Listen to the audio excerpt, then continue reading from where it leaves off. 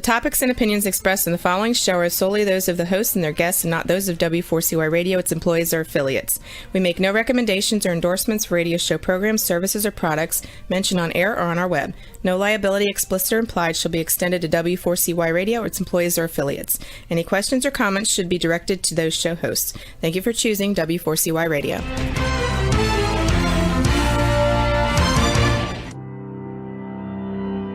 Welcome to Leadership for Life with Gina Gardner on W4CY Radio and Talk4 TV. Join your host, who is a multiple #1 international best-selling author, motivational speaker, empowerment and transformational leadership coach and trainer. She's the founder of Genuinely-You and has 30 years experience of helping people step into their genuine, authentic power. And now, here is Gina Gardner, your host of Leadership for Life.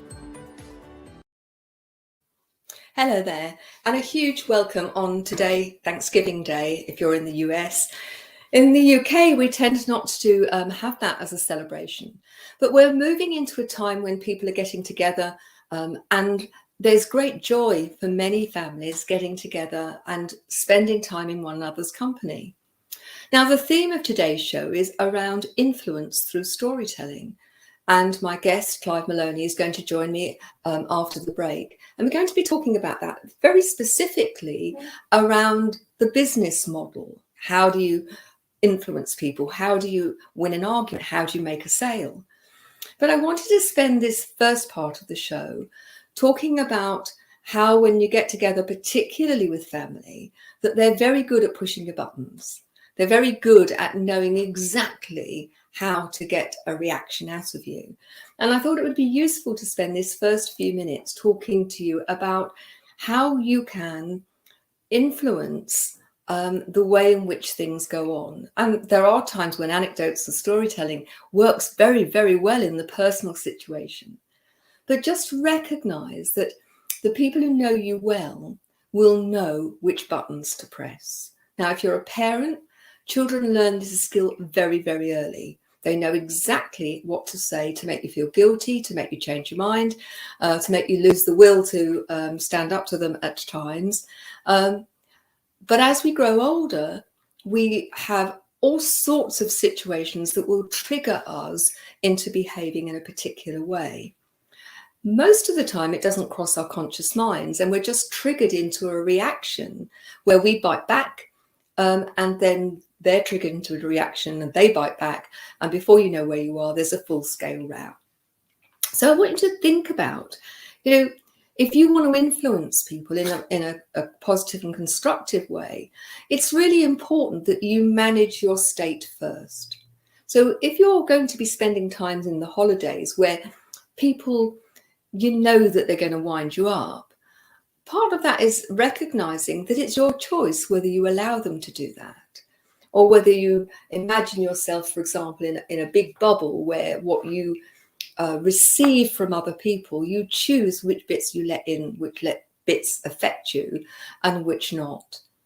Because ultimately, when you are together with people, that your family, your friends, and that there are tensions, holidays seem to bring out the best in people and the worst out in people, don't they? And some of that may be around alcohol, because where people would have a filter switch before their thoughts from their brain meet their mouth. Once alcoholic's into the mix, then that filter seems to disappear. But ultimately, the principles are the same. Manage yourself first. If somebody says something that irritates you, take some deep breaths. Don't immediately bite back. And recognize, is this an old pattern that you're engaging in, or is there something else going on? Using a neutral voice to say things rather than you getting whiny or screechy or shouty means that they're more likely to listen to you. Ladies, mothers, grandmothers, aunties, recognize that your voice is at the same tonal level as children, and they are used to other children shouting. So when you shout, it just becomes white noise. And I know from my years of being a head teacher or principal that actually when you were quiet and you spoke quietly in an even voice, you got much more attention. And ultimately, this is about creating a situation where it's win-win all round. So think about, who is it you want to influence if you're within your personal surroundings, or whether you're in the business, your business. Why is it that using an anecdote or using a story to demonstrate things is so powerful? Because it is powerful for both your family situation and work. For those of you that read the Bible, if you think about the New Testament, it's full of stories, parables, where there is a moral to the story, where people were able to listen and take away the nub of that story in a way that if they'd been directly told that what they was doing was inappropriate, wrong, the chances are that they would have been humpy about it and not listened. And I think that's the thing. We are hot-wired to listen to stories. If you go back into the annals of time, it was through storytelling that we passed on our culture, our history. Nothing was written down. It was all by word of mouth. And so people became valued if they were able to tell a good story. They became valued if they had a good memory and that they could remember what had gone on and shared that. And I think in today's busy world, we forget very often how vital these stories of our, not only our life, but the life of our parents and our grandparents, how much rich information and wisdom there is to gain from that. And I think so often when we're young, we don't value that. And I wish now that when both my parents have passed on, but I wish now that I had spent more time asking them about their childhood and about their memories of their parents, because I didn't know my grandparents very well. Two of them had died long before I was born, and the others lived a long way away, so we didn't see them very often. And I think, having that opportunity to capture those family stories is really important. And we can learn from them, because so often families repeat the same patterns of behavior. But if you're looking at the story and looking at it to say, what can I learn from this? Then you have the opportunity to choose to do things very differently. Each week, I talk about the story of B1G1, Buy One, Give One. And it's an organization that is set up to help across a whole range of different projects designed to help those who are less fortunate, whose opportunities are limited, to actually have the doors of possibility open to them. And some of them are as basic as clean water or enough food to eat. They can be around education, health, protecting the environment, creating work opportunities for people. And Genuinely You is a great, I'm very happy to be a member of that. Now, everybody who puts in a comment or asks a question in the live show or sends an email in from one of the recordings, we put a donation in. And that, if you put E for education and F for food, H for health, EN for environment, we will donate to one of those projects. And so you can be involved in that. And every time there is a download of either the audio or the TV version, then again, we donate free meals. And later on, you will hear which project that Clive has chosen to donate to. We donate on his behalf. If you're a business leader, then please do think about becoming a member of B1G1. And in the show notes, you'll find that there is the link to my B1G1 membership. Now, the interesting thing is that anybody who joins through my link, I get to know how much you're helping, and then we get to see how, like a bee pollinating a flower, how this spreads. So if you are a business owner, please do think about it. But go and have a look on the website, b1g1.com. It's an amazing organization. And they tell lots of stories about how people are living. And if you're watching this or listening to this, the likelihood is that you are who are one of the favoured few within the world, who has enough to eat, who has a roof over their head, who can turn on the tap and get a decent water to drink, rather than going to a water hole and taking up the water that's full of insects and larvae and parasites and so on. And isn't it sad in this world that we are still in a situation where there are millions of people who don't have enough water? Now, I have just given you an example of using the story, the description of what goes on with B1G1 in order to try and influence you, and influencing you to become part of that process, if you like. Influence is really interesting, isn't it? Because many people think that the power comes from being quite bullish, being dictatorial and forcing you to do something. But I would say that that's not influence, that's coercion.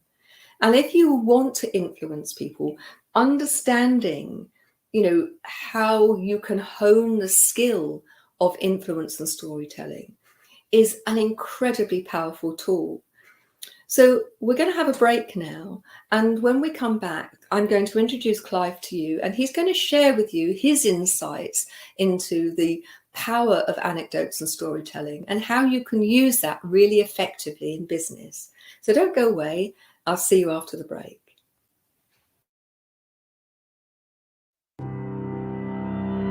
You have been listening to Gina Gardner on Leadership for Life.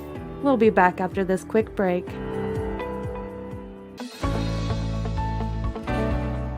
Want to get the best out of life personally and professionally?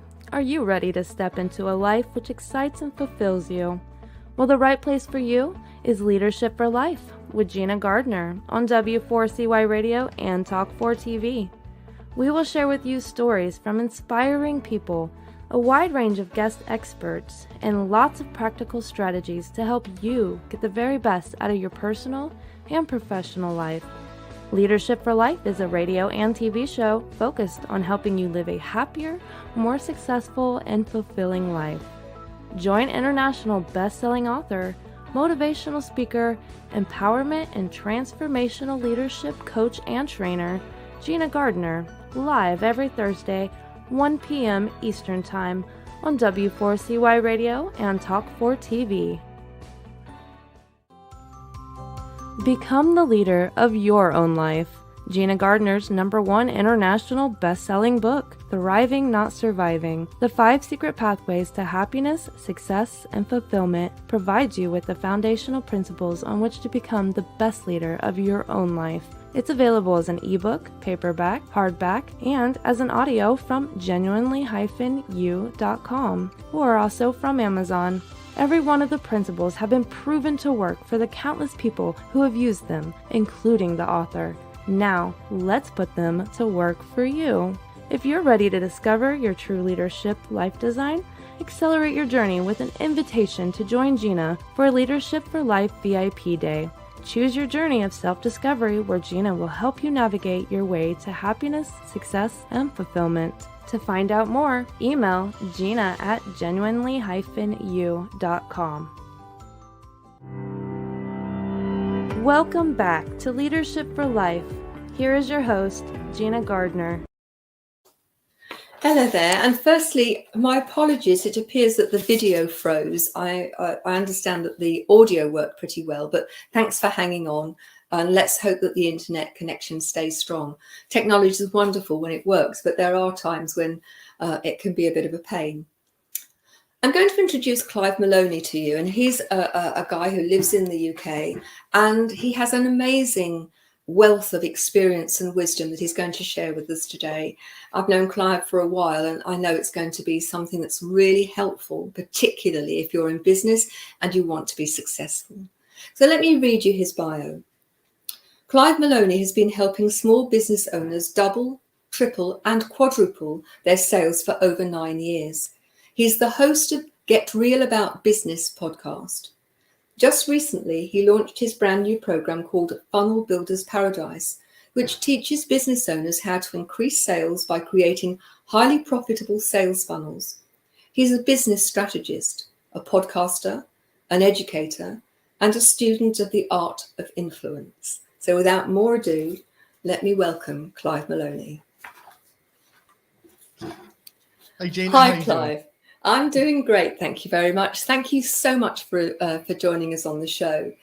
You know, isn't it interesting that when we were been corresponding about today, that the first thing that you put on one of the areas that you'd like to explore is about creating a movement, your stories that shape the life of millions. And that's what I'm all about, is wanting to create a movement where leaders lead with enlightenment, where they care about the people that they work with, that they want to make a positive difference in the world. So I'm really interested in your take on, how can you use stories to create a movement? Sure. So there's two things that has always interested me more than anything else. Obviously, I tend to work with a lot of businesses, but it all comes down to two things: impact and influence. And if you want to be successful in business, it's about creating the most impact possible for the most people possible.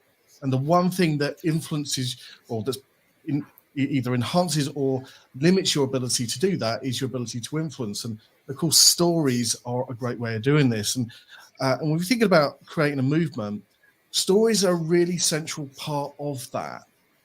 And so you see it a lot, actually. If you think about, a good example would be Steve Jobs and Apple. Yeah.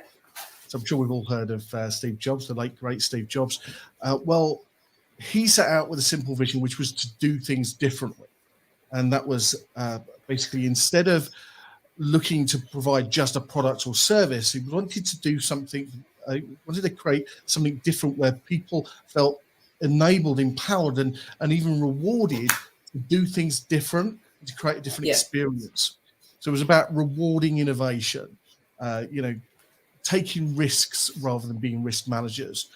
And so, that's just one example of a movement. And if you're looking to make a movement, there's kind of four major characteristics you're looking at. Yeah. And I'll give you another example of the movement in a bit when we talk about Donald Trump and the MAGA movement, because that's a really fascinating sort of example about a movement. But there's four major things that you want if you're going to create a movement. Of course, the movement is about winning hearts and minds. Okay, that's what it's about. So really successful businesses aren't just about the products, the service that they create. No. Just like we were talking about earlier, Gina, it's more than that. It's about creating a new reality. It's about making world impact. And when you do that, then that's when you get loyal followers. And I don't think it's any stretch of imagination to think about the Apple employees. A lot of them are what we would call fanatical.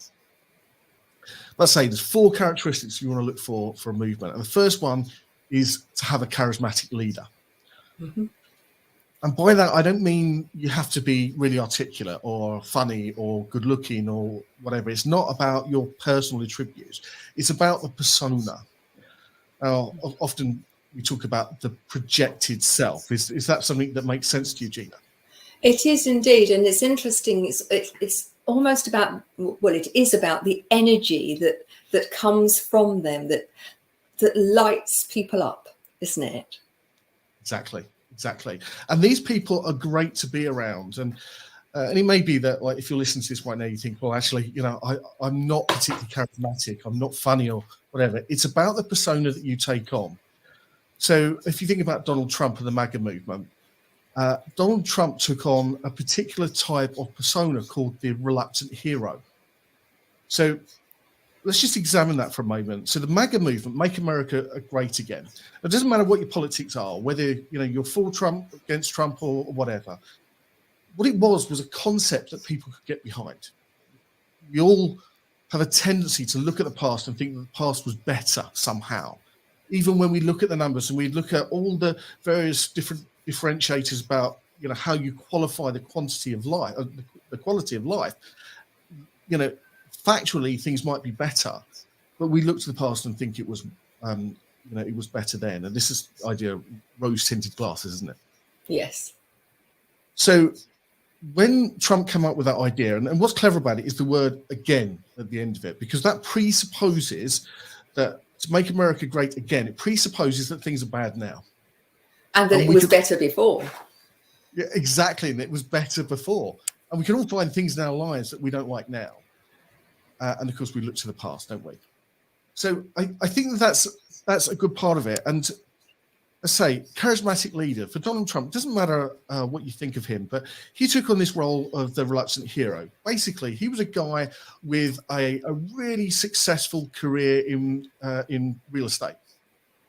And by most people's standards, he was hugely successful. And the profile that he put, the persona he put out was, he was a guy that he didn't need to be there, but he saw a problem. He didn't like the way that the economy was going. He didn't like the way that people in politics were behaving and some of the things that they were doing. He wanted to clean up the swamp, drain the swamp.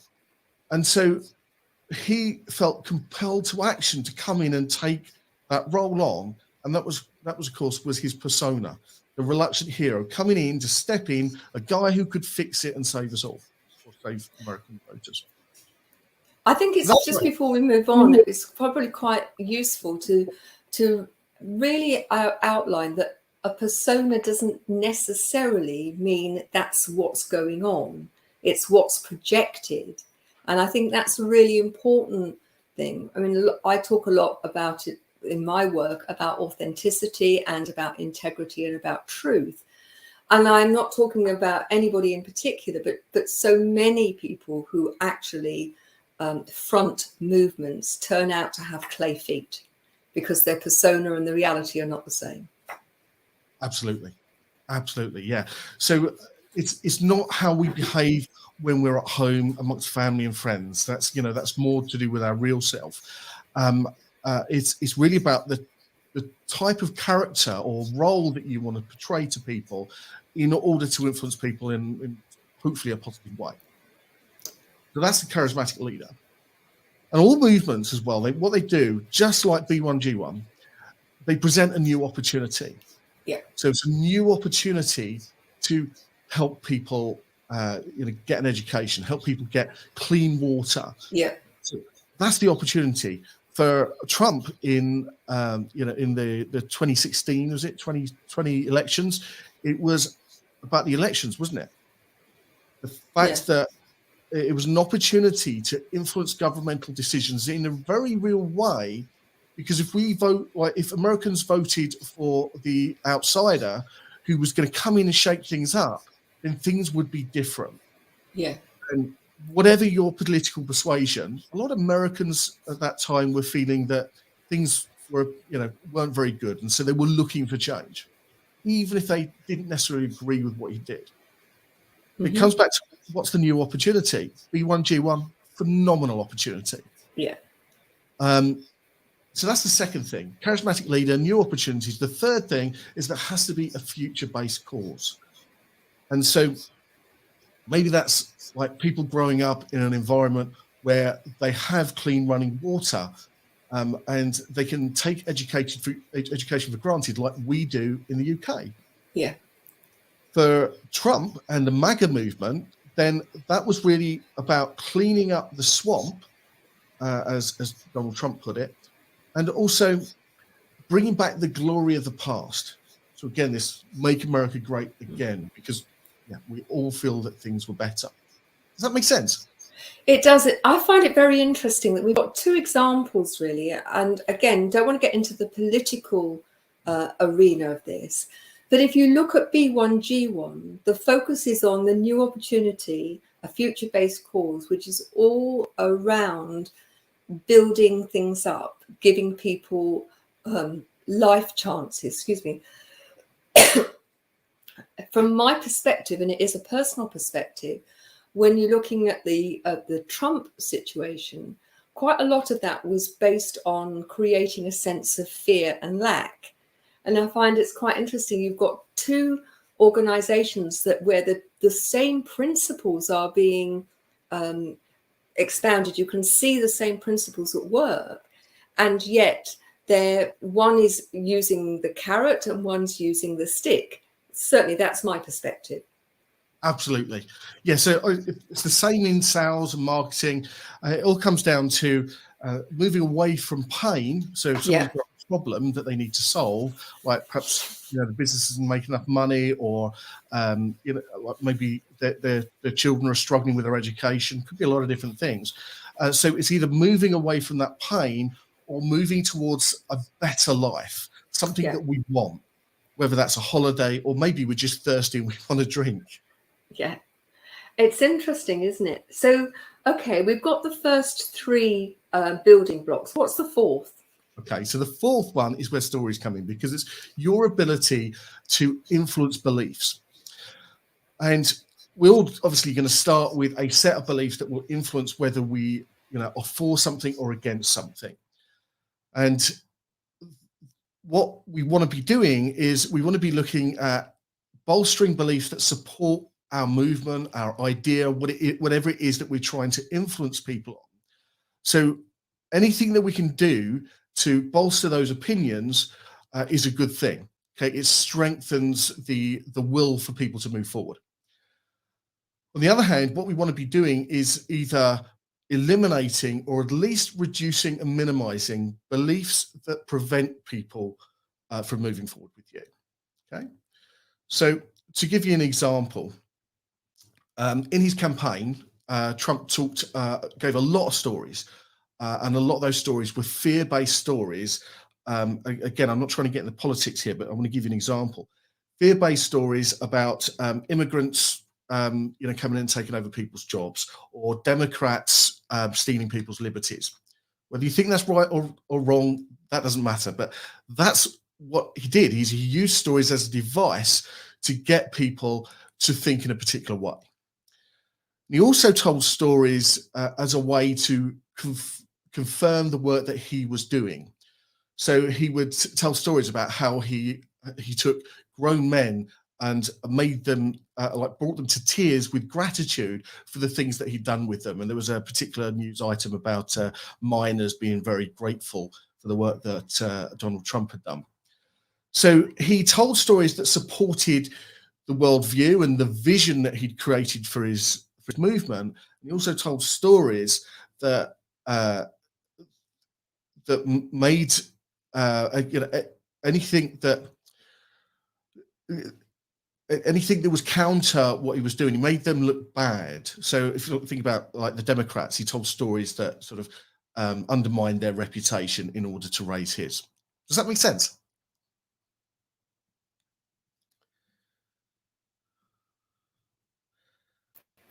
Hello. Hi. Tina, we lost you for a sec. I know the internet just died. I have no idea what's going on, so sorry about that. Roxy, what's the best way? I know we're recording this. What's the best way forward?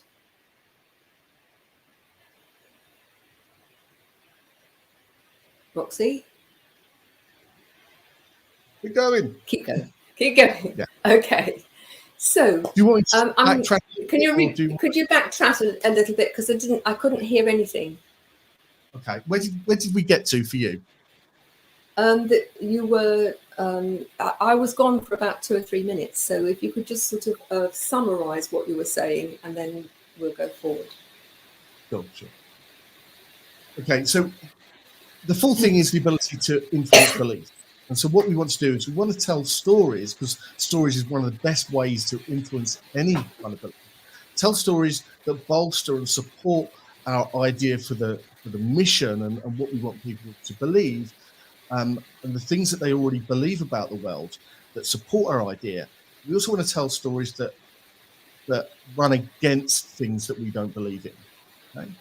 So there was some really good examples again from Donald Trump and the MAGA movement. Some examples being how Trump would use stories about immigrants coming in and invading America and stealing people's jobs. I mean, it doesn't matter whether you believe that was true or not, but those were some of the stories told. And there was also stories. Sorry, go on, Gina. I'm going to say it was also what was used in Brexit, the Brexit argument in the UK. The fear of losing your job, the fear of other people taking. It goes back to the lack thing, doesn't it? Yeah, absolutely. You are running your lives. You have no control over your lives. And so these kind of thoughts are what influence us. Whether they're true or not, they're probably somebody's perception, but they're stories that we use as a device to influence behavior.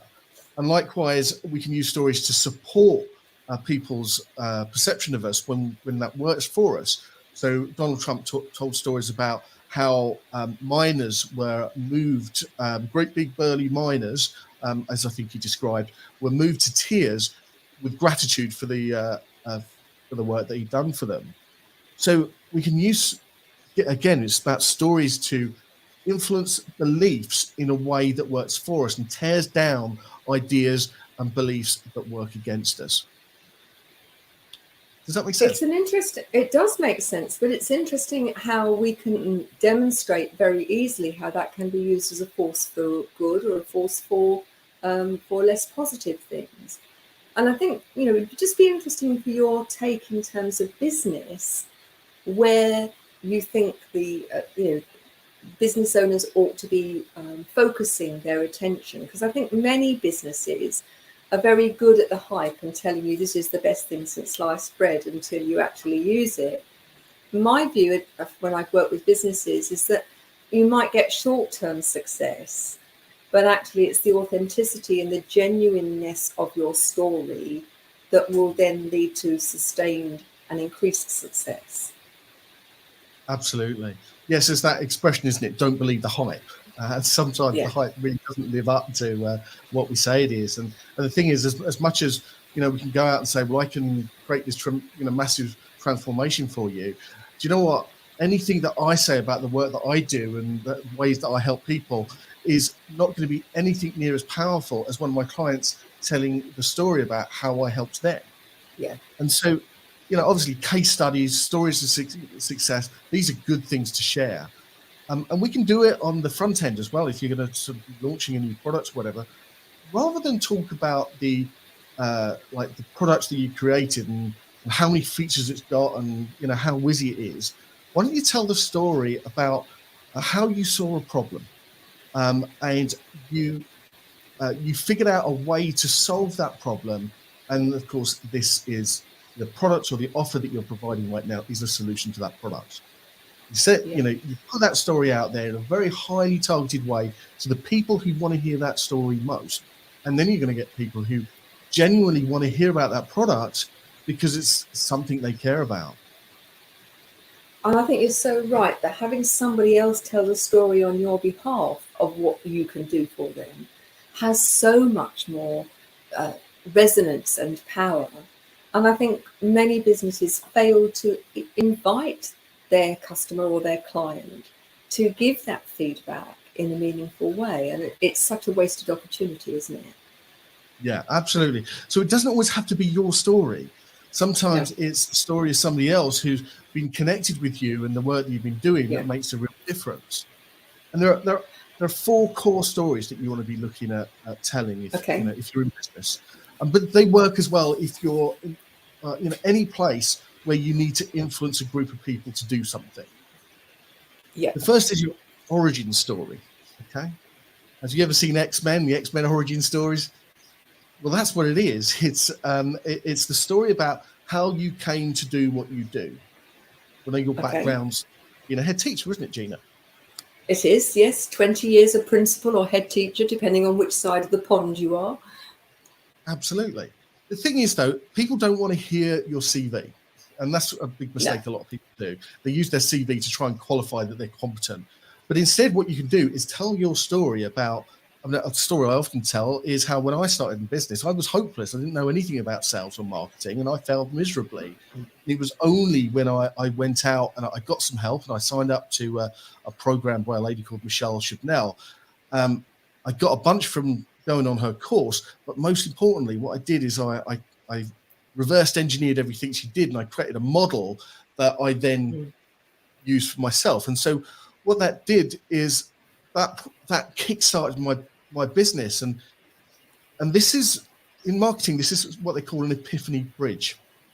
So an epiphany bridge is the idea is that there is something, and if you think about it, there is always moments in your life that catalyze change. Yes. And that's the story that you tell. Rather than start right back when you started your business, you tell where, you give a little bit of background about the context of your story and where you were at the time. And then you tell them about the problem that you had and what you had to go through, and the realization, the epiphany that you had where you figured it out. And that epiphany is a really great vehicle to share with other people. So that can be connected with your origin story, and you also connect it to the new opportunity that you're presenting people. It's interesting, isn't it? Because I think so many people make assumptions about their own story that it has no validity. It's not interesting. It's not this. It's not that or the other. And yet every single person has a story to tell. That unless you've lived in a cell all your life, you have life experiences, and you will have shifted, and there'll be certain things that created that shift. And it's that bit, that's the real nub, isn't it, that's really helpful. That I was this, and then something happened, I had an aha moment, and I then shifted and changed, and that was the result. And I think people minimize their own achievements, look at other people's and think they're more important. Why would mine be important? But I think everybody's story is important. It is, and to give you a practical example, suppose you go to a restaurant and you have a really great experience. The natural thing next time you go and see your family, your friends, or whatever, is that you tell them about it. And so maybe you tell them about how the server came up and they took you to a great seat. You didn't have to wait long. Brilliant menu. You talk about every single experience that you had there, and you say, do you know what? Next time you go out with your partner, you must take them. This is brilliant. You're sharing a story, and it's a story that sells because it's a story that is influencing an outcome. Of course, it can happen the other way, that, you've had a bad experience and it can work against you. It's one of the reasons why I say, you've got to make sure that what you're offering is of high quality, because ultimately, whatever you say, other people will be giving those stories. Now, you talk about the 4 core stories, and the origin story is one that we've looked at. But what about vehicle framework? What's that all about? Sure. So this is another way that you can use stories to influence people taking on board an idea, a concept, or maybe you're introducing a new system into your business, your school, or organization, and you need people to get involved. You need people to take that up, but there might be some resistance to it. So what you do is you use a story, and it can be another Epiphany Bridge type story where you tell about, hey, I noticed that we were having this problem. It's a really big problem. We looked into this, and a lot of people having it too. And but then I was speaking to people, and then we discovered this, and it's a great solution. So that's what a vehicle framework does. Is it looks at whatever it is that you want to influence people about, and it could be a product that you sell. So whereas the origin story is more to do with the overall movement and the thing that you're trying to create, but the vehicle might be the particular products that you might be selling if you're a business, or it might just be adopting a system or a process if you're a manager or a leader in a team. And so if we can just get good at telling stories, and they don't have to be long, the little stories, little anecdotes, how you were struggling too, because one of the things as well is identifying ourselves in other people's stories. So if we can say, well, do you know what? I get that. Your fears, your worries about adopting a new system, I have that too. But I went through that, and I've come out the other end all the better. Yeah, I think that's very powerful, because ultimately a relationship with whoever you're selling to or trying to influence is also important. And if you can show the commonalities between the two of you, then that's going to strengthen the impact of your story, isn't it? Absolutely. It's like opening up the possibility to have a discussion about something that people might be initially resistant to, and you do that by working on that relationship and finding commonality. Brilliant. Now, you talk about an internal belief story. So how does that work? Okay. So whatever it is that you want to encourage people to get involved in, it could be literally anything. There are certain internal beliefs that will prevent people from moving forward. Now, if you know your audience well enough, you should know what they are, because you'd have had a chance to speak with them, get to know them well. And if not, you just need to be really good at asking questions and showing an interest in the person you're speaking to find out what those internal beliefs are. So, for example, let's take the example of the sales situation. If somebody goes into something with a belief that the offer that you put on the table is expensive, I can't convince them that it's not expensive by saying, well, no, it's not. What I need to do is to open up the discussion. And so if I can get them talking, because if I make a statement like, well, compared to what, and if I make a statement like, well, we're cheaper than the people down the road, well, all they're going to do is they're going to defend their position because we have threatened their position. So they'll dig their heels in further and say, well, do you know what? I still can go out and get that cheaper elsewhere. You're making them wrong, aren't you? Absolutely. And when you make people wrong, they immediately put up the barriers, and in a sense, you lost. Absolutely. So statements create friction. Questions create conversation, and it's really good to sometimes just open up a conversation by asking a question and then throwing in a story. And that story might be how you had this internal belief, or maybe you even, better yet, you actually bring that belief up before they've even stated it. Because here's the thing, once they've stated it, they'll cling to it even harder. Yeah. Okay, so if you bring that, let's take the example of adopting a system within a business.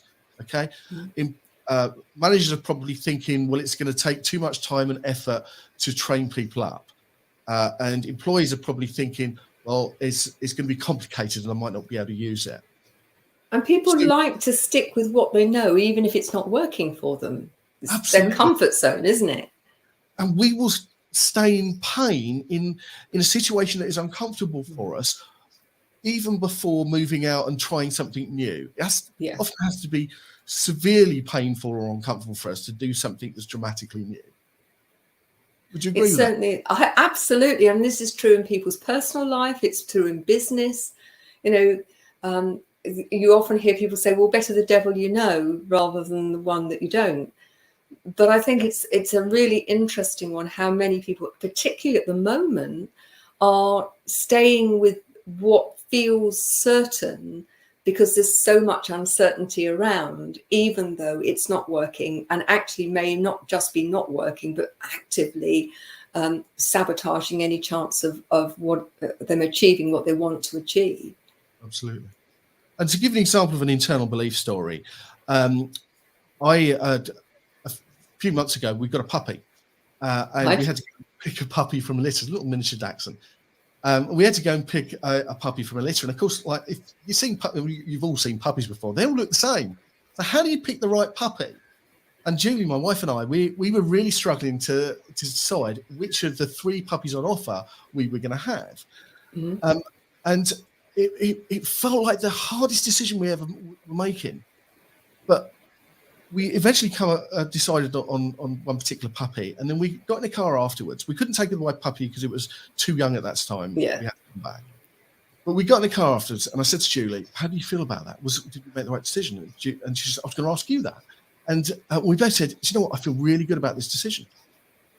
But the reality was, it didn't matter which puppy we picked because we would have still felt better after making that decision. Yes. And so what I learned from this is that the pain was in making the decision. We will never know if it's right or wrong until we test that reality. And the reality, Clive, is that you will never, ever be able to test it absolutely because you didn't take half of each of the puppies with you to see which of the ones was going to work. So I think so many people get hung up on the right or wrong decision when they're just making a different decision. And the different decision is having made that decision, how do we then make the best of that decision? Rather than looking back and saying, perhaps we didn't make the right one.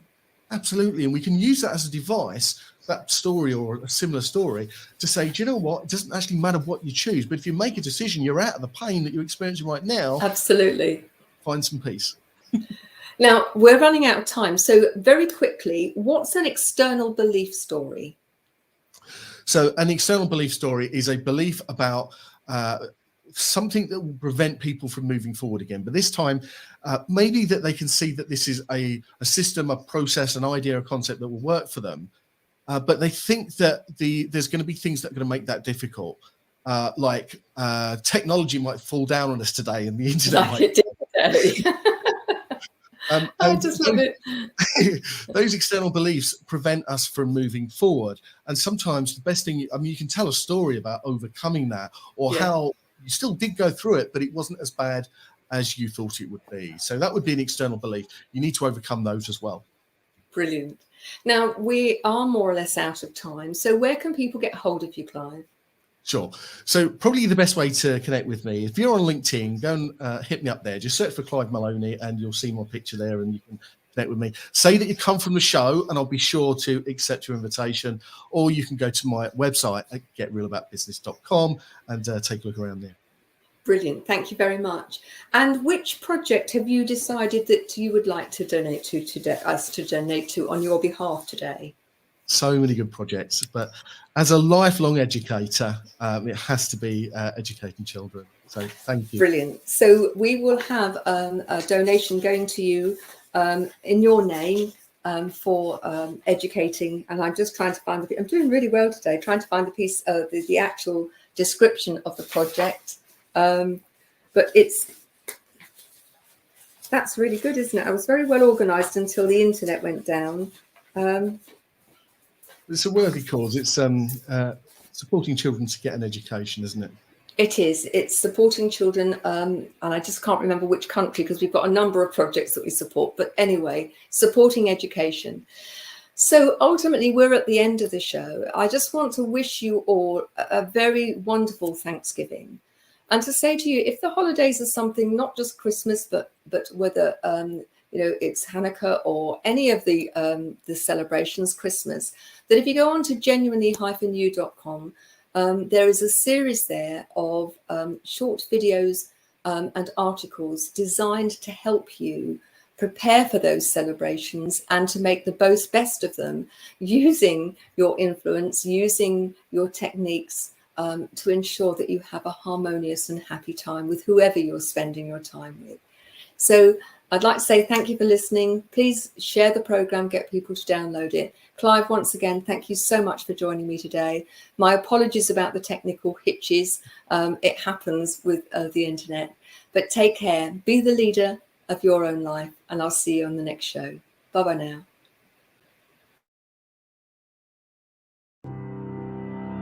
You have been listening to The Leadership for Life with your host, Gina Gardner. Make sure you tune in to W4CY Radio and Talk 4 TV next Thursday and every Thursday at 1 p.m. Eastern Time for more Leadership for Life. If you missed any part of this episode or just want to hear or see it again, you can find the archive of the TV show on Talk 4 TV's YouTube channel and the podcast of The Leadership for Life on iHeartRadio, Pandora, Spotify, Amazon Music, and wherever you listen to